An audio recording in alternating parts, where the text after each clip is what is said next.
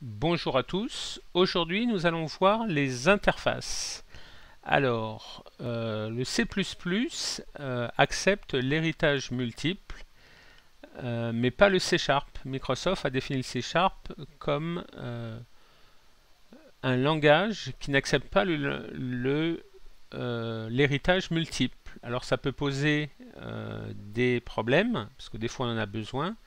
Alors, ce qu'il a fait, c'est qu'il a créé des interfaces et le C# accepte les interfaces multiples. Alors, pourquoi Microsoft a enlevé? C'est pour simplifier le C#, pour enlever la complexité, les complexités du C++ pour définir un nouveau langage plus simple. Mais pour avoir besoin de l'héritage multiple, il a créé des interfaces, un objet qui s'appelle interface. Alors, vous en avez peut-être croisé des interfaces, exemple i comparable, i clonable, i convertible, i énumérable. Donc si je vais vous montrer, je prends par exemple l'objet string, je lui demande la déclaration de cet objet. Il va aller télécharger depuis microsoft.com les symboles qui définissent cette classe. Et il me l'affiche ici. Je vais agrandir pour que vous puissiez voir. Voilà. Donc la définition de ma classe string, eh bien, vous voyez bien qu'elle hérite des interfaces comparables, clonables, convertibles et énumérables. Donc je reviens dans mon programme. Et donc, comment on définit une interface? Alors, par convention, il faut mettre un i avant le nom de son interface. Et vu que c'est une interface, il faut la mettre en majuscule. Donc j'ai créé, alors on va commencer ici. Donc pour créer une interface, je lui donne un nom et je le préfixe par i majuscule et j'utilise le mot-clé interface. Alors ça ressemble énormément au mot-clé classe, mais il y a des spécificités à une interface.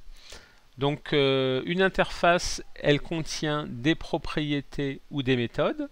Ici, une propriété prénom, nom, nom complet et prime. Donc je définis ma propriété avec un getter, un setter, exactement comme une classe. Je lui dis que ça va être un string, une chaîne de caractères. La même chose pour nom. Non complet, ça va être une méthode. Ici, vous voyez la signature d'une méthode qui va renvoyer une chaîne de caractères. Alors, vous ne pouvez pas définir un niveau d'accès à une propriété ou une méthode. Si j'enlève mes commentaires ici, je vois bien qu'il ne peut pas résoudre public parce que dans une interface, il ne faut pas le donner. Pardon.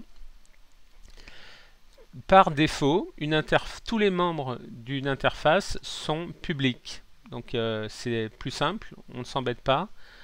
Tous les membres vont être publics. Donc comment on définit l'héritage? Comme dans les vidéos précédentes qui parlent des classes, je définis une classe employée qui va dériver de mon interface iPerson. Alors par défaut, employé est interne, mais on peut le définir comme public si nécessaire. Donc ma classe employé va contenir une propriété prénom, une propriété nom, une propriété prime et une méthode non complet. Donc dans une interface, si vous implémentez dans une classe, pardon, si vous implémentez une interface, alors il faut les définir. Mon interface personne, on peut dire, on caractérise une personne par son prénom, par son nom complet et par une prime si elle travaille.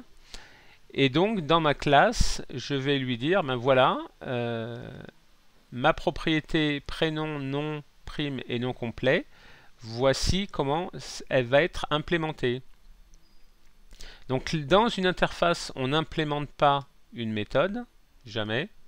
Mais par contre, dans la classe où on va l'utiliser, là, on va l'implémenter. Parce que la classe va être instanciée plus tard. Donc comment je vais implémenter ma méthode non complet? Eh bien, je vais lui dire, retourne-moi le prénom, la propriété prénom, avec un espace et la propriété nom. Donc quand je vais appeler la méthode non complet de mon objet instancié employé, il va me retourner prénom espace nom. Donc ma classe employé, je lui définis un constructeur et je lui dis ce constructeur va prendre deux paramètres en entrée, prénom et nom, que je vais affecter à mes propriétés ici. Donc je lui dis que un employé il a un prénom, il a un nom et quand il arrive dans l'entreprise, il n'a pas encore de prime.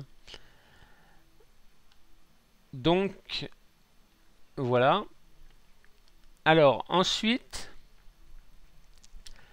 je vais définir une interface. Alors ma classe employé, oui. Alors quand on dérive une classe d'une interface, il faut toujours implémenter les propriétés ou les méthodes de cette interface.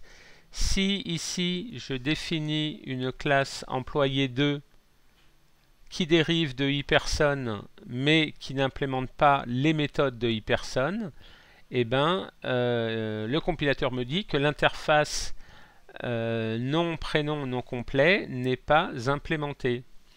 Donc il faut toujours implémenter les interfaces quand elles sont dans une classe. Donc ensuite, je définis une interface iEspagne qui va contenir deux propriétés, un coût qui va recevoir un décimal, poids, et une deuxième propriété qui s'appelle TVA européenne. J'implémente une interface iItalie qui de la même manière contient une propriété coût et une méthode TVA européenne. Et je vais créer une classe que j'appelle colis qui va dériver, qui va implémenter l'interface iEspagne et iItalie. Donc si vous voulez mettre plusieurs interfaces pour dériver une classe, il suffit de mettre une virgule et vous pouvez en mettre autant que vous voulez.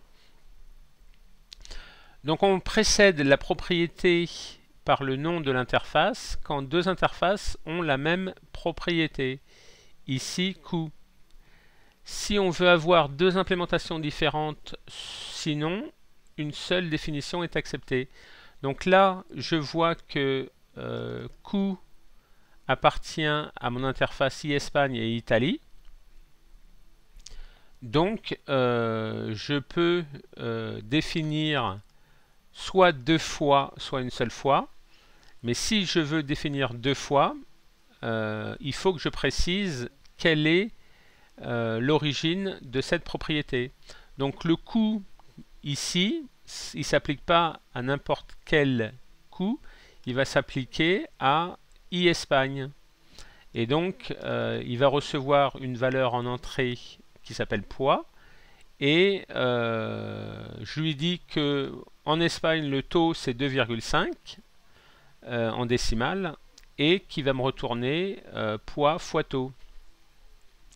Et imaginons qu'en Italie, le taux soit de 3,5, eh ben, il me retournerait un poids fois taux un peu plus élevé.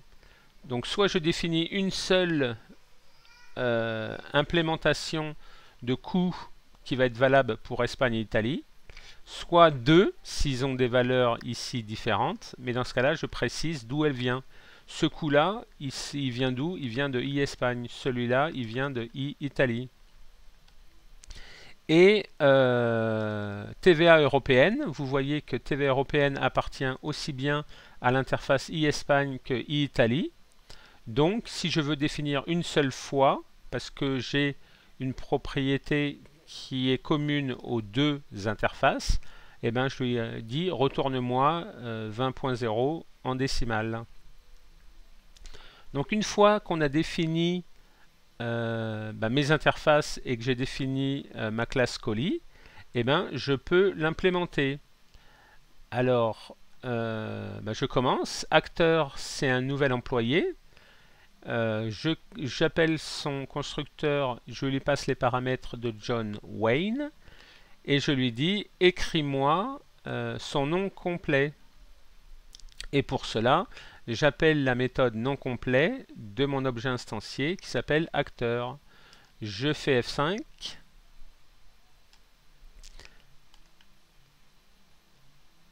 Et vous voyez que le nom complet s'affiche. Alors j'espère que vous pouvez voir que c'est pas trop petit, sinon j'agrandirai la prochaine fois. Donc ensuite, je dis que paquet, c'est un objet de type colis. J'appelle mon constructeur sans paramètres.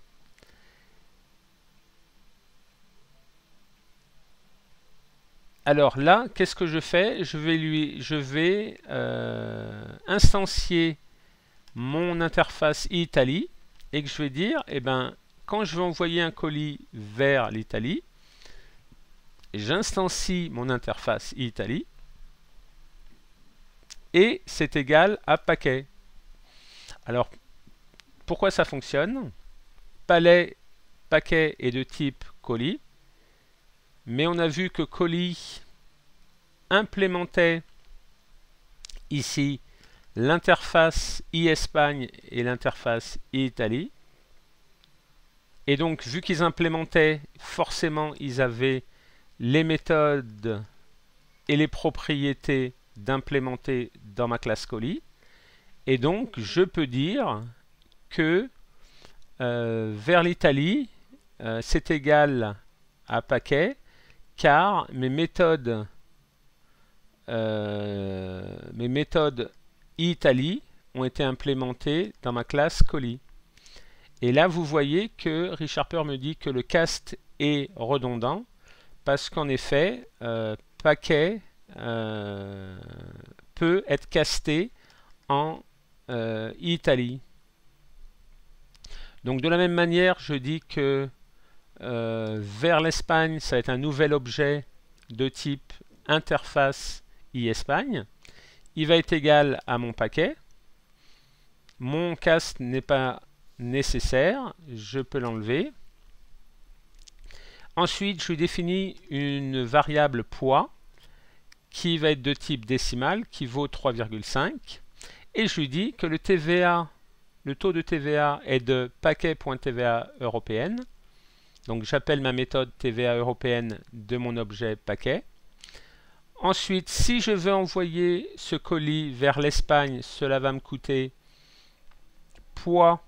Donc je passe le poids de mon paquet, 3,5, à ma méthode coût de mon objet instancié vers l'Espagne, qui est de type I-Espagne. Et je fais la même chose avec l'Italie. Et si je fais F5, on voit que le taux de TVA est bien de 20%. Et si je veux envoyer mon colis vers l'Espagne, cela va me coûter... Excusez-moi. Si je veux envoyer mon colis vers l'Espagne, cela va me coûter 8,75 €. Et si je veux l'envoyer en Italie, ça va me coûter 12,25 €. Donc là, on voit l'utilité de la création d'interface pour implémenter une classe de manière plus précise. Là, j'ai plus beaucoup de voix, donc je vais m'arrêter. Si vous avez aimé, vous pouvez vous abonner. Si vous avez des questions, n'hésitez pas à les poster. Merci et à bientôt.